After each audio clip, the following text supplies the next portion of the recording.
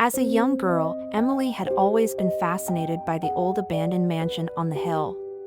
She would often sneak up to the top of the hill to catch a glimpse of the mansion through the trees, imagining what it must have been like to live there in its glory days. Years later, Emily became a successful architect and purchased the mansion, determined to restore it to its former grandeur.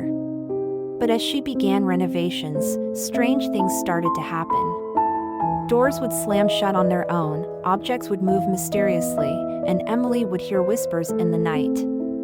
At first, she brushed it off as her imagination, but the occurrences became more frequent and more violent.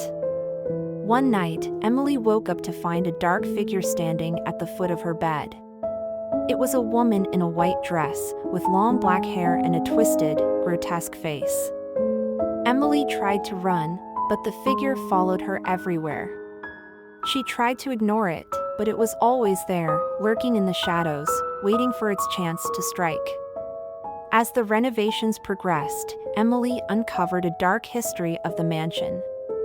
It had once been home to a wealthy family, but they had all been brutally murdered by a servant who had gone insane. The servant had been locked away in the mansion's basement, where she had eventually died of starvation. Emily realized that the dark figure that had been haunting her was the ghost of the servant, seeking revenge on those who had wronged her.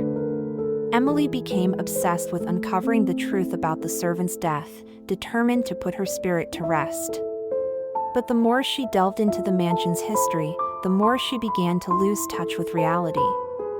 She became convinced that the servant's spirit was possessing her, driving her to commit horrific acts of violence.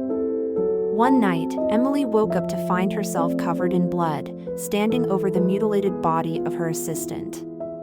She realized too late that the servant's spirit had taken control of her, using her body to exact her revenge. Emily was consumed by guilt and terror, and she knew that the only way to stop the servant's spirit was to end her own life. She climbed to the top of the mansion's tower, looking out over the valley below, and jumped to her death. The mansion was left abandoned once again, its dark secrets hidden away from the world. But some say that on dark, moonless nights, the ghost of Emily can still be seen standing on the roof, her white dress fluttering in the wind, a haunting reminder of the mansion's tragic past.